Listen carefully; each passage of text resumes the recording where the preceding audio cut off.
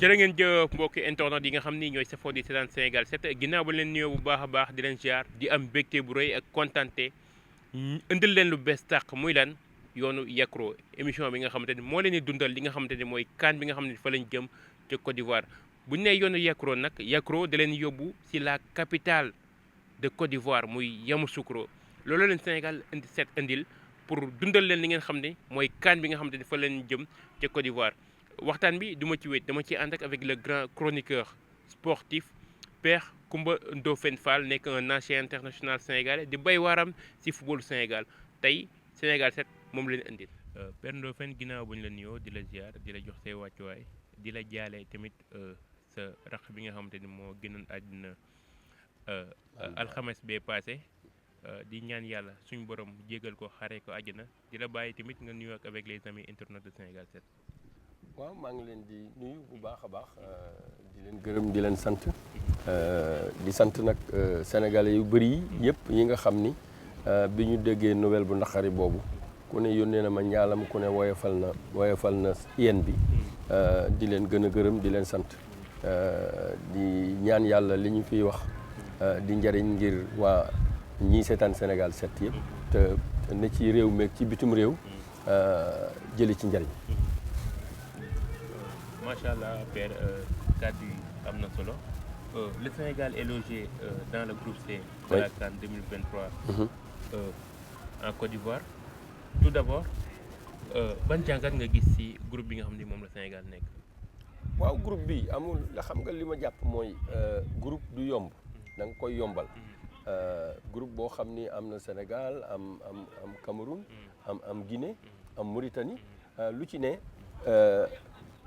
ci compétition bi lu ci ne am na tur am sant bu fekkee dañu jël suñu diggante ñun ak Guinée Guinée mi ngi ci ay jafe-jafe yu dul jeex du xaaj fi mu amuñu fédération Konor moo fa nekkoon Konor bi rôle am jeex na jéem nañu woon dem assemblée ngir génne benn fédération mujjul sotti ngir ñi nga xam ni ñoo am majorité bi bi ñu demee korom mujjul am donc ba léegi ñu ngi ci Konor ñu ngi ci guddi gu bu bët setagul waaye du tee nga jàppe leen ni compétition lañ jëm adversaire bu mënti ñëw nañu jàpp ni kii adversaire la ñun nag bu ñu fàtte mukk ni ñun ñooy Sénégal ñooy champion d'Afrique te ku nekk champion duñ ko nekk ci hasard xam nañu fi ñu jaar fi Sénégal jaar yëpp balaa muy nekk champion boo ko seetloo dañoo dem Coupe d'Afrique dem quart de finale dem demi-finale dem finale ñu gagné ñu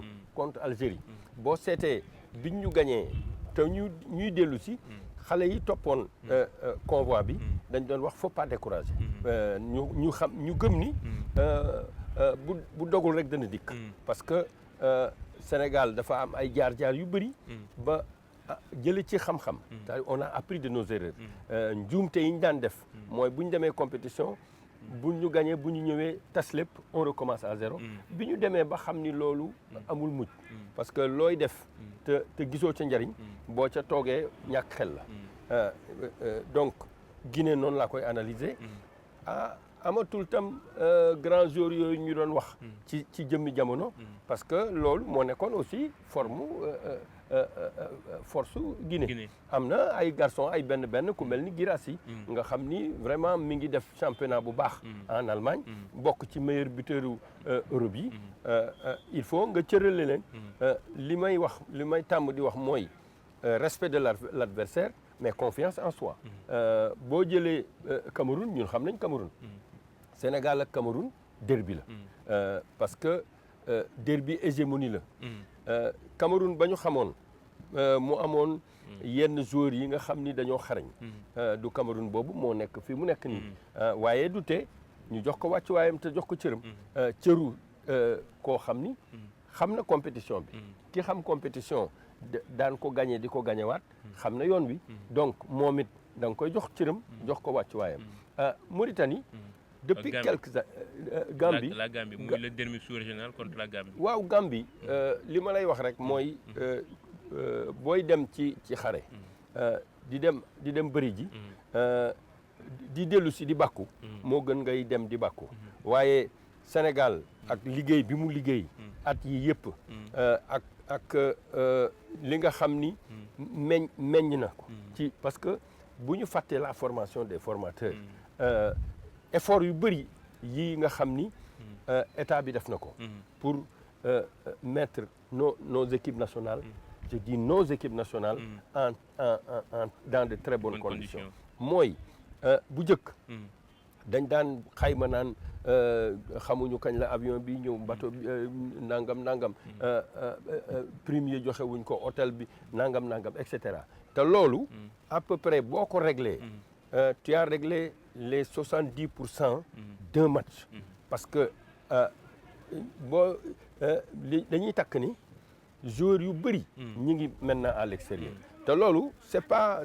particulier au Sénégal les meilleurs Brésiliens ne sont pas au Brésil les meilleurs Argentins ne sont pas en Argentine les meilleurs Sénégalais ne sont pas au Sénégal parce que conditions de compétition yi dem na ba nga xam ni effectivement football local bi dana produire de très bons footballeurs mais on n'a pas encore ces grandes équipes-là parce que pour construire une grande équipe il faut nécessairement un temps de maturation mënaguñoo denc suñu joueurs yi li tax mënaguñ leen denc mooy on est en compétition avec le monde entier et quand tu es en compétition avec le monde entier la compétition c'est d'abord les moyens financiers ñi ci Sénégal ñi ngi def ay efforts yu bëree bëri parce que boo seetee ñi nga xam ni c'est les précurseurs maa ngi nuyu encore Sayer Seck di ñaan yàlla li nga xam ni yàlla cërale nañu ko mooy wax dëgg yàlla dëgg neex yàllaa ngi fëgg boppam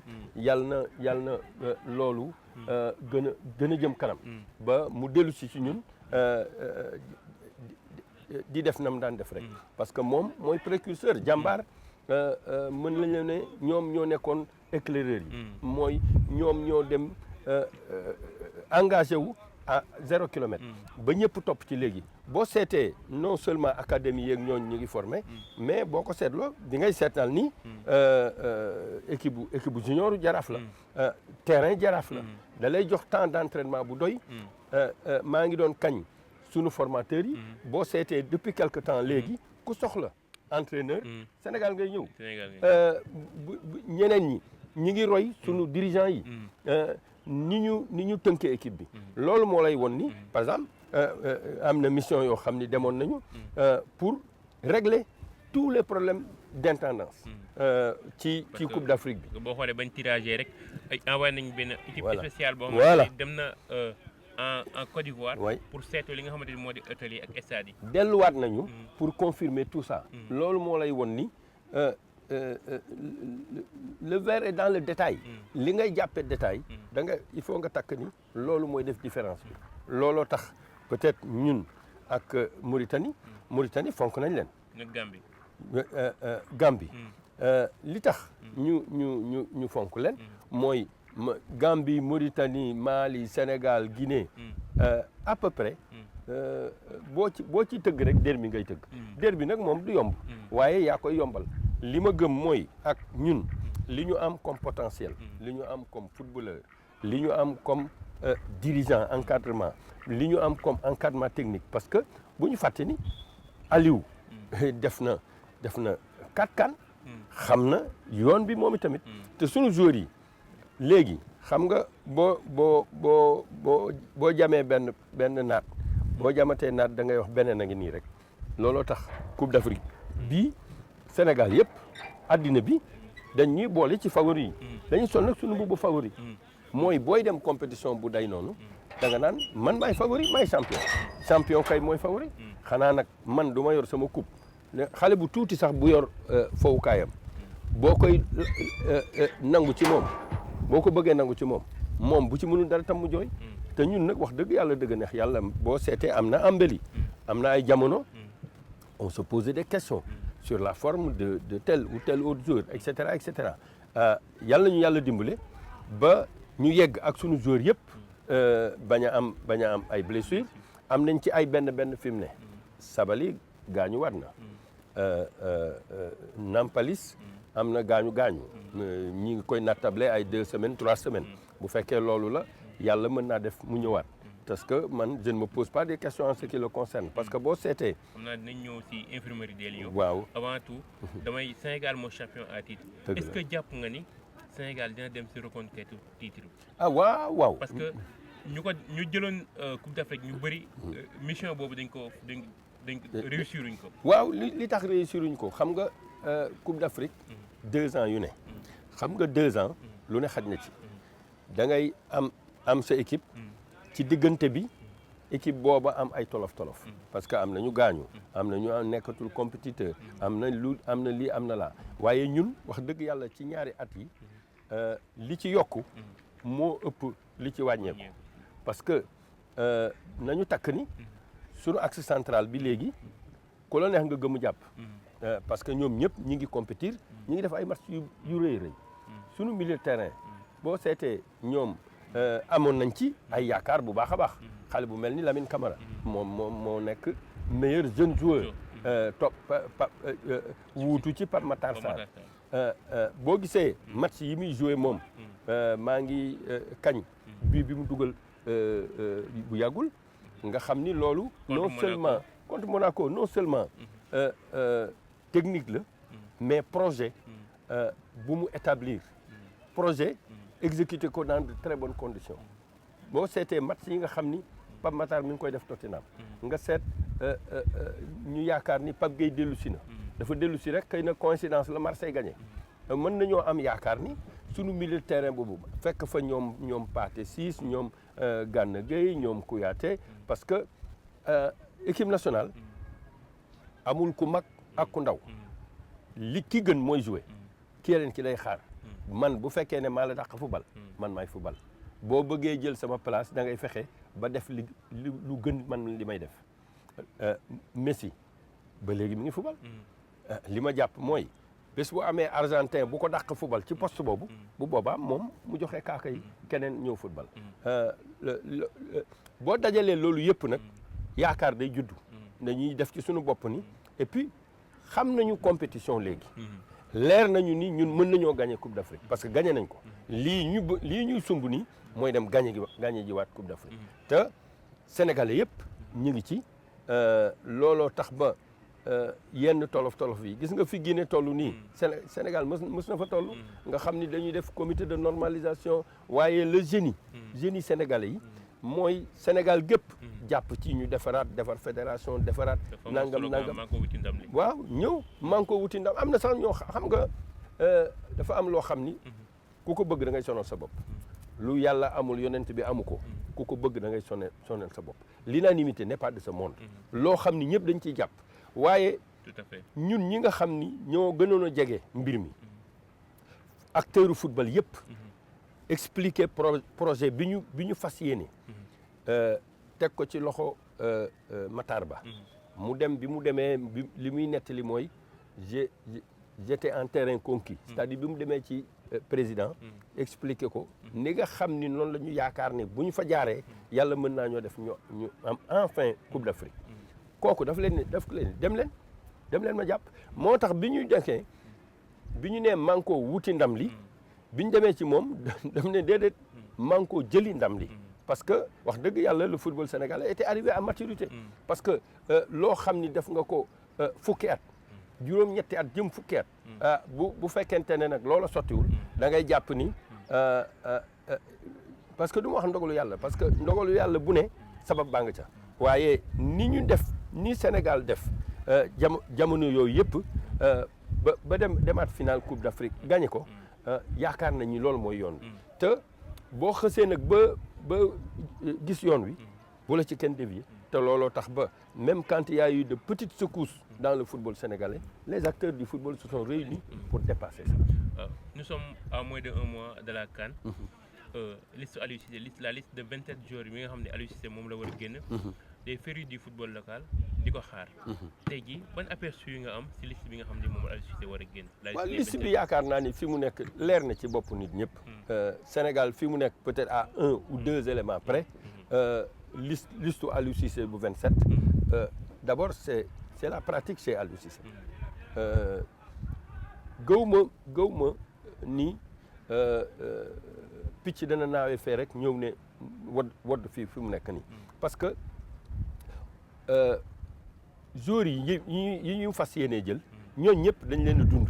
dañu ñëw jouer fii jouer Sénégal jouer en petite catégorie parce que xam nga loolu cette politique de la CAF est innovante. mais da lay gën a jox visibilité. c'est-à-dire léegi ñun suñu joueurs yi presque ñi nga xam ni dañuy duggante ay U15 ay U17 U20 football local et cetera da ngay am occasion wu di gis joueurs yi ñu nekk en compétition internationale. xam nga am na ay xale yoo xam ni ay U17 lañu jël nañ leen pratiquement sunu petite catégorie yëpp mën nañoo takk ni dem nañu. loolu moo lay may visibilité bu la mën a yóbbu ci booy def sélection bi leer ci bopp nëpp. fii mu ne pratiquement xam nañu à peu près à part am nañu quelques blessés parce que il paraît que Seyni est encore blessé. waaw on parlera de l'infirmerie. mais li ñuy ñaan yàlla mooy yàlla aaral ñu leen ba ñuy dem compétition ci anam yu mucc ayib parce que bu ñu fàtte ni bii passé bi ñuy gagné Coupe d'Afrique bi am nañu ay tolof parce que temps wu Covid la bi ñuy dem am nañu 7 ou 8 joueurs yoo xam ni mënuñu leen woon utiliser bu leen fàtte ni ñenn ñi dañ leen a yóbbu rek parce que Aliou dafa defoon ci boppam ni quel que soit Alpha Sénégal dana passer premier tour bi donc ñi nga xam ni sax dañoo am tolofu Covid ak yu demee noonu nañ leen yóbbaale et am nañu ay jafe-jafe ci début ba parce que suñu joueurs yi suñu équipe bëtul mais teewul bi nga gisee ñuy dugg par benn ñoom ñëpp ñu kii bi ñuy dem deuxième tour bi fekk na à peu près ñu am suñu équipe looloo tax ñu war di ñaan ñi nga xam ni ñoom la ñu yaakaar te presque sénégalais yëpp xam leen ñu fexe yàlla dimbali ñu ba ñoom ñëpp ñu continuer di compétir te ñëw à 100% du point de vue santé. loolu bu ñu ko amee ba pare composition de l'équipe yaakaar naa ni fi mu ne war na yomb. parce que au niveau de l'attaque il y a des joueurs qui sont en ballottage favorable muy Abdallah Sima. oui qui est en train de faire un merveille avec. tout à fait Spartak Ranger. ak ki nga xamante ni moo di Bamba Dieng mi nga xam ne. ñëwaat na ak Lorient dugal na deuxième but. waaw Ismaïla qui est régulier. plus notre Sadio national. bu ñu fàtte ni ay Jackson.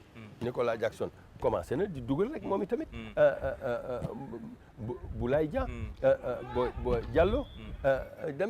Trop de bien n'a jamais nui parce que je préfère être à la place de Aliou Cissé que may lijjanti ndax am naa excentré droit ndax am naa ailier sama milieu de terrain nii la mel et cetera. N'oublions pas aussi que notre gardien de but aujourd'hui est sorti de 4 clean sheets. 6 clean sheets.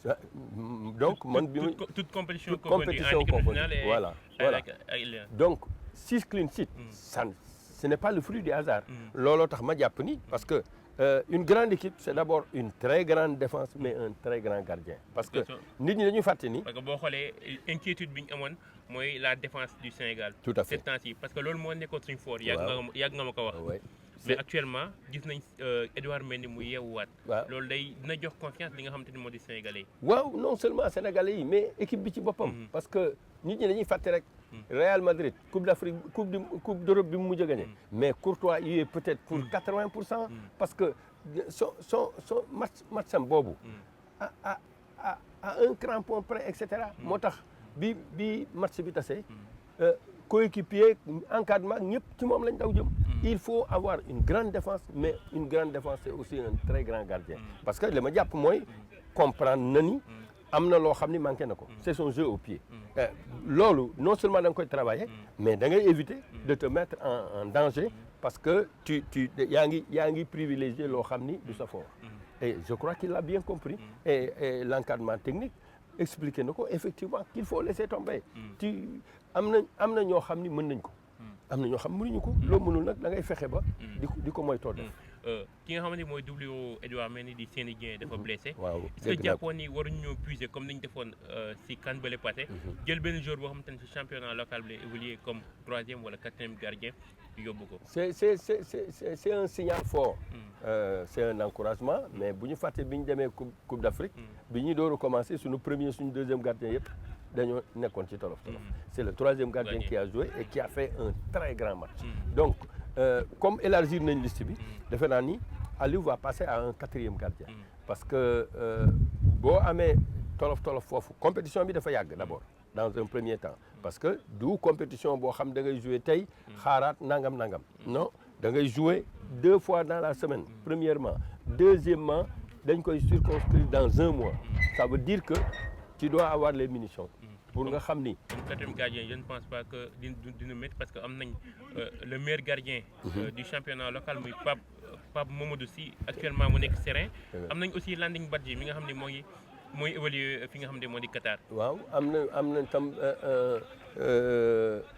à mon avis xam nga man j'évite autant que faire se peut de citer des gardiens mais ñëpp xam nañ ni on a un grenier de bons gardiens et que Aliou en principe warul am problème mu gardien te dans ma logique man su ma ko doon wax te dama koy wax dëgg yàlla Aliou bokk naa ci ñi nga xam ni jox na leen cër boobu avant muy def sélection dana recueillir xam nga contrairement à ce que les gens pensent Aliou ne peut pas écouter le monde entier mais am na ñu muy déglu am na ñu muy waxal te ñi muy waxal yaakaar naa ni ñooñu c'est des ambassadeurs du football football rek moo leen intéressé te bu waxee ak ñoom ba pare nag xam nga nit ñi dañuy fàtte conseiller ak décideur le décideur c'est selon son intime conviction et dans sa solitude moom mooy jël décision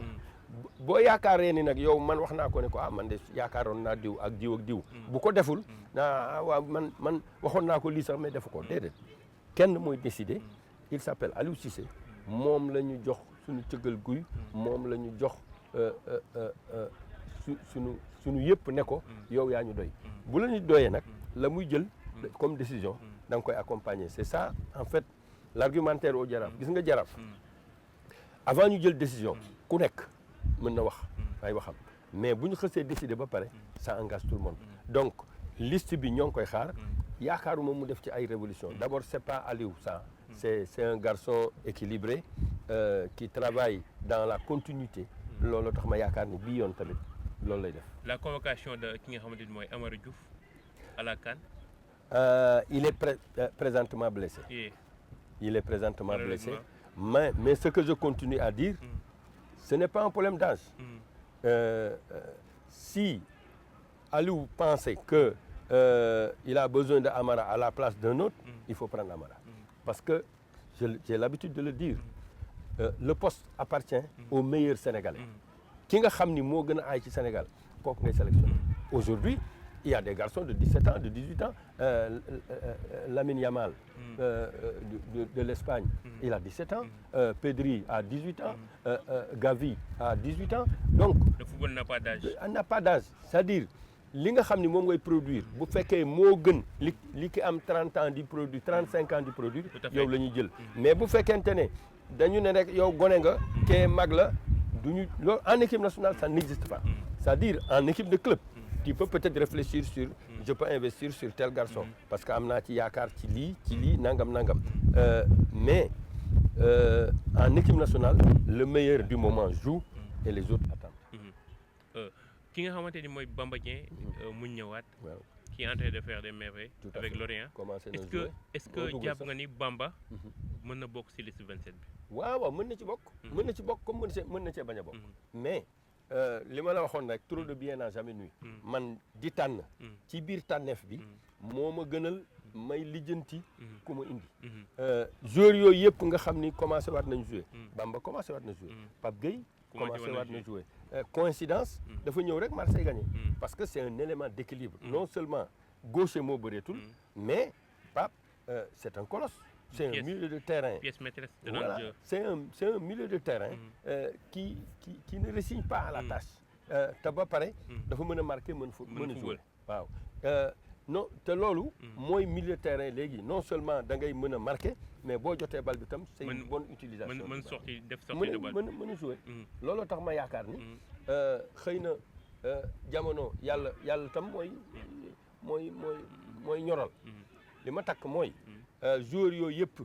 di commencer ñii wér ñii commencer di jouer nangam. ñi nga xam ni ñoo mën a ñaan nañ ci ñaan. ba yàlla musal leen ba ñu jëm compétition. mooy ñëw si week-end de Lions avec joueurs yi nga xamante ni def nañ ay performances yu baax si week-end bi ku ci mel ni Pape Matar Gueye nekk fële ci Belgique. ku ci mel ni Mohamed Gueye nekk FC Troyes. ak ki nga xamante ni moo di Bamba Dieng wax nga ko léegi ni joueurs yooyu naka nga leen gisee. waaw li ma jàpp nag ça va être difficile. qu'ils intègrent la tanière. ci compétition bi ñu jëm nii. peut-être Bamba parce qu'on a des repères sur lui. ñeneen xale yi. nga xam ni mi ngi joué Belgique Guèye. Pape Matar Guèye. wax dëgg yàlla dëgg neex yàlla ñoo ngi koy suivre. ni ma koy suivre. ngeen di ko suivre yéen ñii itam. noonu la Aliou Cissé di suivre. waaye. sunu milieu de terrain boobu. am na encombrement ba nga xam ni. je crois que Aliou il va partir avec des certitudes. mooy ñi nga xam ni joué na ak ñoom test na leen ci fu nekk. waaye comme dafa élargir listam. ñooñu itam mën nañu am chance ñëw équipe nationale. parce que nag équipe nationale c'est la forme du moment. mooy tax yow ñu sélectionné la. mais il y a un embouteillage. fii ci jamono yi. ballottage favorable. tel que bu ma nekkoon place su Aliou Dey li may def mooy. ñi nga xam ni am naa conviction ci ñoom. testé naa leen dans la compétition. ñu mës a ñam tañeer bi quoi. waaw parce que équipe. on parle d'équipe. xam nga dafa am njuumte yu nit ñi def. c'est pas parce que remplacé naa kii par kii que je vais avoir le même résultat. Je crois que le prototype. c'est le Paris Saint-Germain. À un certain moment. Ils ont regroupé peut-être toutes les stars du football mondial. Et ça n'a pas marché. Ça n'a pas marché. Mais loolu c'est-à-dire football projet lay nekk. nga des fois Aliou Cissé certitude bi muy demee da nga ko ciy nangul. da nga ko koy nangul. c'est-à-dire du football ça s'appelle football sport collectif. collectif mooy kii day jàpp fii kii jàpp fii kii jàpp fii. kii dafay mën a daw. boo koy passe da nga koy def ci espace bi. kii dafa mën a dribbler da nga koy def ci tànkam. kii buy centré xam nga ni premier poteau lay centré wala deuxième poteau lay centré yooyu la ñuy tuddee déggoo. complicité boobu di am. diggante joueurs yi. loolu mënoo yeewu suba rek. jëmmal ko mënta nekk. te Aliou bu demee ba nga xam ni. xam nga lu nekkoon suñu force. à gauche. mooy dañu amoon Saliou Ciss. Gana Gueye. Sadio Mané. boo seetoo Saliou Ciss. li mu doon indi ci occasion de but. bëri na te li ko waraloon mooy effectivement. déggoo bi amoon seen diggante. jusqu'à présent on n'a pas encore retrouvé cette force-là sur le flanc gauche. waaye c'est dommage parce que dégg naa Sabaly itam dafa gaañu. donc il faut continuer la réflexion. am nañu ay remplaçants. waaye dans le collectif. Sabaly est extrêmement important. parce que nit ñi tàmm nañu. mais commencé war na entraîner. waaw xam nañu li mu bëgg. espérons que dinañ ko retrouver. xam nañu li mu mën tamit. ñeneen ñi xam nañu itam Sabaly li mu bëgg. ak li mu mën. parce que boo xoolee Aliou Cissé junni na ko en conférence de presse nee na Sabaly même bu blessé ñëw sax. xam na ni mu koy gérer mais xam na ni mu koy gérer. c'est-à-dire moi ce que je ne comprends pas c'est la position de Saliou Ciss. parce que yow yaa nekkoon meilleur arrêt latéral gauche. de la Coupe d'Afrique. mënoo fexe ba am club. mais on l'avait annoncé avec Jaraaf. waaw non annoncé xam nga annonce moom bëri na léegi. mais li ma jàpp mooy. Saliou li mu waroon def. mooy jouer. parce que mënoo toog boobu ba léegi. parce que jouer lañ la laaj. waaw jouer lañ la laaj jouer rek. demal jouer ji. même yenn équipe yi s'il le faut bu bëggul ñëw Sénégal mu dem ci yenn équipe yi en Afrique. mais na jouer. c'est dommage parce que il pouvait encore continuer à nous rendre de grands services. damay ñëw si infirmerie bi on perd Nampalys Mendy qui est un élément important dans l'anti-jeu des Lions. waaw mais Nampalys je pense qu'on ne va pas le perdre. parce que bon on avait annoncé je sais pas. 3 à 4 semaines. waaw 3 à 4 semaines. c'est 3 à 4 semaines. Depuis lors je crois que les 2 semaines sont déjà passées. Une semaine. Une semaine. Oui. 3 à 4 semaines, ça veut dire il reste 2 ou 3 semaines. Le temps de le récupérer. N'oublions pas que Nampalis bi muy dem Coupe d'Afrique bi joué jéewul dañu doon wax sax lu tax Aliou di ko yóbbu. te soo xoolee moom moo nekk meilleur homme Aliou Cissé. li tax mu nekk ko xam nga dafa am à quelque chose malheureux bon dafa am loo xam ni da nga koy ñàkk fii mais da nga koy am fële li ngay ñàkk fii mooy compétition bu compétition bi continuer da ngay am fraîcheur yow ñeneen ñi fekk il termine la saison xam nga fin de saison en général da daan métti léegi c'est bien que ñu def ko au milieu de la saison parce que on joue en janvier ça veut dire que les joueurs sont à la bourre danañ am seen doole fraîcheur baa nga fa et cetera donc Nampalis li tax Aliou di ko dugal muy gën a am compétition te fekk am na fraîcheur boo xam ni ñeneen ñi amuñu ko parce que moom joué wul woon looloo tax il a terminé parmi les meilleurs de cette Coupe d'Afrique man am naa yaakaar ni bu wéree complètement il va nous rendre de grands services. dañuy ñëw si notre rubrique portrait avec ki nga xamante ni mooy Lamine Camara nekk meilleur jeune joueur en Afrique qui succède Pape Matar Sarr dinañ en complicité avec notre cadreur papa dinañ déglu élément bi doyen tey jii yow Lamine Camara ban impression nga am si moom.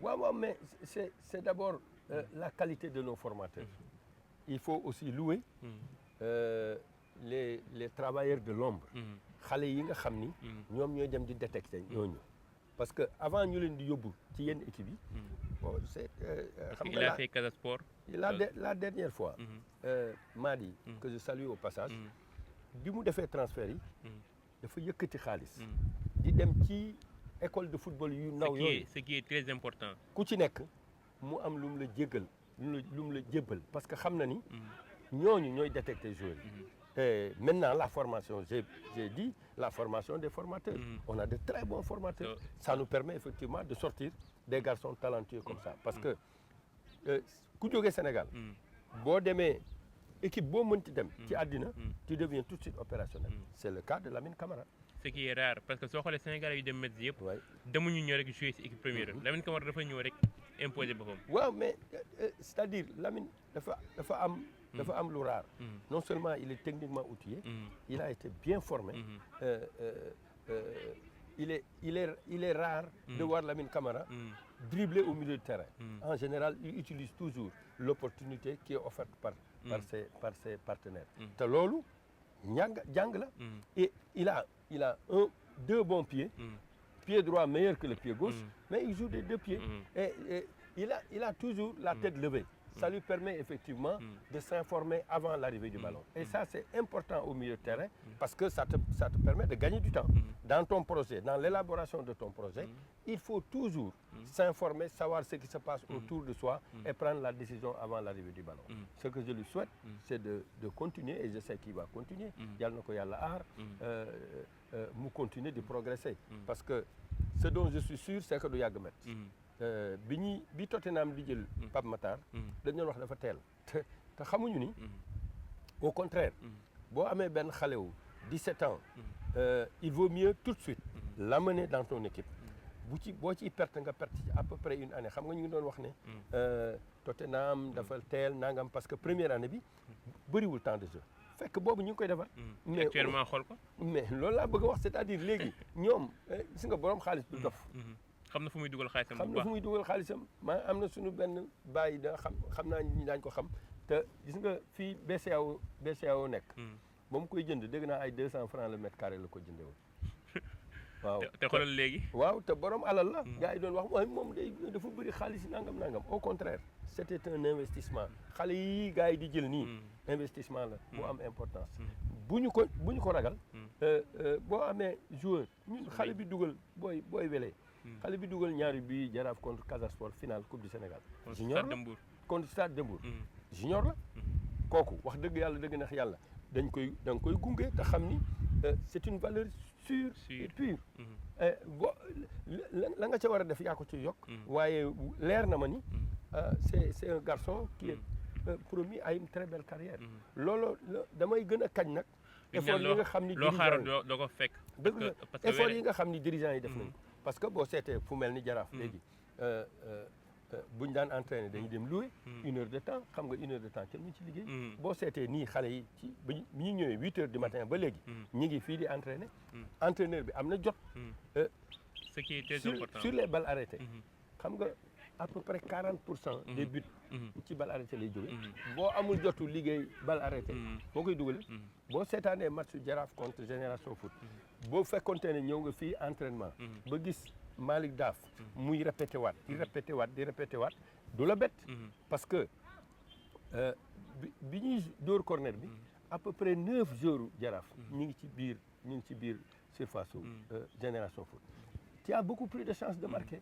et les 3 buts sont venus sur des balles arrêtées loolu moo lay won ni liggéey bii nga xam ni ñoom mën nañ ko liggéey fi mu ne dañ leen jox jumtukaay yi bu fekkonte ne amuloo jumtukaay continue di louer benn terrain à droite wala à gauche daw fii suba nga gannaaw suba nga daw fee loolu du sotti déjà le matin petite catégorie ñooy académie bi petite catégorie bu ci ngoonee mag ñi ñëw entraîner da ngay am temps boo xam ne dana la permettre nga jouer loolu nag nañ ko santé dirigeant yi parce que ñaari tali mi ngi fii ak terrain HLM nga fee ak terrain loolu dalay won ni Ngor am na terrain l'émergence du football local voilà football local loolu moo ko boosté nit ñi dañu am d'abord encadrement bu baax a baax mettre leen dans de bonnes conditions am infrastructure yu doy looloo tax ma am yaakaar ni am yaqin ni footballu Sénégal c'est prévu dans de très bonnes conditions dañuy terminer avec notre rubrique souvenir u CAN doyen ban CAN moo la gën a marqué mais xam nga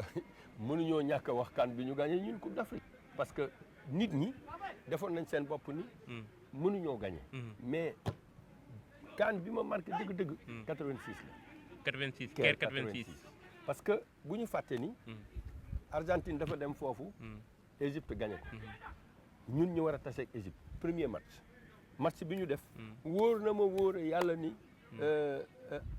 bi match bi tasee addina bi yëpp dañ ne Coupe d'Afrique bi Sénégal moo ko moom mais njàngat li ma la wax rek mooy football du terrain bi rek booy dugg ci terrain bi fekk na à peu près on a réglé les 70% wax dëgg yàlla dëgg neex yàlla sunu équipe boobu wóor na ma wóor yàlla ni da doon dem pour jël Coupe d'Afrique mais lépp parewul woon parce que les BABA yi nga doon wax sànq non dañu toogoon lu yàgg demuñu Coupe d'Afrique 1986 la ñu delluwaat Coupe d'Afrique Coupe d'Afrique bu amoon engouement parce que Sénégal yëpp ñooñu ko doon xaar te dañu amoon nag des super joueurs le premier match bi ñuy gagné contre Égypte match bi Oumar Gueye seen def Thierno Youm ndem si yàlla Bokandé Amadou Diop Boy Bandi qui était local match bi ñu def foofu c'était un match intenable te Égypte moo mujj gagné coupe ba Égypte mi ñu gagné ñun te ñëpp d'accord woon ni ñun ñoo mën ci Afrique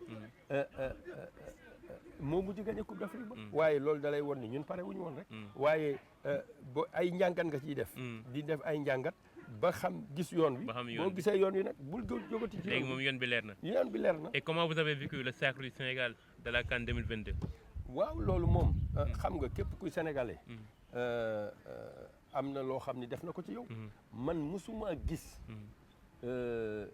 déferlement bi nga xam ni Sénégal am na ko jamono yooyu gis nga football li mu mën dafa bëri bu ñu fàtte ni Maroc bi ñuy joxe coup d'envoi Coupe d'Afrique char yaa ngi ci mbedd mais bi coup d'envoi bi demee lépp a sedd gis nga dajaloo bi am Sénégal ci jamono yooyu amatul opposant amatul régime amatul dara lépp sedd ñu toog ñun ñëpp feete Coupe d'Afrique bi man de maa ngi woon ci benn plateau mais gis nga dañ ne woon bu match bi jeexee ñu def débriefing mais kenn mujjul mën a def débriefing réew mi yëpp moo nekkoon ci Coupe d'Afrique loolu nag dañuy won ni xam nga Alaaji Abdou yàlla nañu yàlla taas ci barkeem amiin amiin danaan wax ni lu ngeen bëgg rek la leen yàlla di defal bu ngeen bëggee naataange bu ngeen bëggee jàmm bu ngeen bëggee wérgu yaram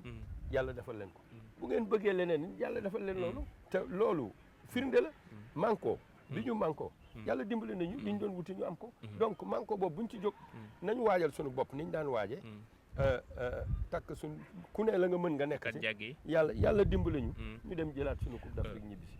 doyen waxtu bi ñuy joxoon jot na di la wax la mooy sa kàddu gu mujj. sama kàddu gu mujj mooy. boo fekkee xeexu lébu. wax ci jàmm. parce que fa ñuy juboo doo ko fekkee. boo fa nekkee di wax naan yow jarbaat bee am dëgg ak nijaay ji war woon def lii bàjjen bi nangam. loolu. laay kañe. ñi nga xam ni am na ay jafe-jafe tuuti ci football bi. sol nañ seen dàll. yor seen puso. di ko ñaw. ba yàlla def ci jàmm. loolu laa yaakaar ni. dafa am ñoo xam ni loolu mooy seen cër. muy Serigne Mbacké Ndiaye. waaw ak ñeneen bëri nañu. waaye Serigne Mbacké moo ci gënoon fës. may jàpp ni. boo xësee jox yow position. mënatoo nekk régulateur. mënatoo nekk facilitateur. bu dara ne càppati bande bi football bi amee problème. la ma ca def. la ma ca wax mooy. génn leen ci. fédération mooy ndeyu. association c'est l'association des associations. ñoom ñoo dajaloo. tënk seen i këy yàlla def na sa jàmm. ñun li ñu doon ñaan suñu rakk yooyu. mooy lépp lu ngeen mën ci bëgg nañu koy mën a defee mooy dem leen football. bu ngeen footballee ba pare lu ngeen mën ci bëgg. ñun mën nañoo sol suñu dàll parce que defe naa ni ñun loolu mooy suñu cër fii mu nekk nii yàlla def na ci jàmm ñoom ña ngay dem di football. di gagné di football ñu leen di gagné waaye du tee la ñu daan def ba léegi ñu continuer di ko def yal na leen ci yàlla jàppale. ñun nag li suñu yaakaar mooy aar football bi parce que équipe nationale A moo gën a tax ñu teg suñu bët waaye on est qu'un type champion d'Afrique. juróom fii mu ne képp kuy roy Sénégal ngay roy loolu wax dëgg yàlla dëgg neex yàlla képp kuy sénégalais war nga cee fier di terminer nag en disant merci aussi à l'État du Sénégal parce que peccum liir bu neexee yaa jàpp ci wagg ya te ñi nga xam ni ñoo daan fubali ñu jóge fii da ngay jóge fii war a dem Cameroun gii def ñett wala ñeenti fan ci mbedd mi di wëraalu fu ne ñu yóbbu la fa niñ daan regroupé fañ daan regroupé du ma ko tudd sax waaye ko foofa kenn ñëw faa yóbbu joueur fi mu nekk nii te teewul ñun ñi ci am xam-xam ni ñu gisee conditions yi fi mu nekk nii wax dëgg yàlla dëgg neex yàlla waaw góor du fees biir waaye dana yokk cawarte waa ji boo ko fekkee ci toolu boppam muy bay da nga koy wax waaw góor kon waaw góore waa Sénégal nañ leen jàpp jëm ci Coupe d'Afrique bi xam nañu ni ñu ko war a defee nañ ko defee noonu yàlla dimbali ñu indiwaat suñu mu nekkoon seen émission yoonu Yekro avec le doyen Coumba Ndoffène Fall di leen jox rendez-vous ci benn numéro ak yoonu Yekro mais du ma terminer nag te santuma sunu président Cheikh Seck ci conditions yi nga xam ni la jaraaf nekk fi mu ne bi muy dóor a nekk président li mu def ci boppam mooy amélioration des infrastructures du Jaraaf wax dëgg yàlla dëgg neex yàlla ku ñëw fii ci terrain bi léegi modèle économique très important xam nga ni conditions yi ñuy liggéeyee weesu na conditions yi ñu daan liggéeyee te loolu ku santul nit doo sant yàlla kon nañ ko sant moom ak ñi nga xam ne yëpp ñoo ko wër di jaajëfal bu baax tamit Cheikh Seck si liggéey bi nga xam te ni moo ngi ko def si football du Sénégal ci fédération loolu moom sax wax dëgg yàlla suite logique la waaye am na noo xam ni mi ngi koy manager équipe nationale équipe bu Jaraaf boo seetee yaa ngi ñëw petite catégorie nga fekk la ñuy entraîner ñi nga fi gis ñëpp ay anciens joueurs la Jaraaf booy bandi Amadou Diop boobu ngay wax noonu mu nekkoon capitaine u équipe nationale Caire loolu moo lay won ni ñoom ñëpp ku ci nekk yaa ngi ciy jàpp mais du tee ku ne boo jiitee dañ naan yow yaa aye ay gi yàlla na ko yàlla woyofal merci beaucoup.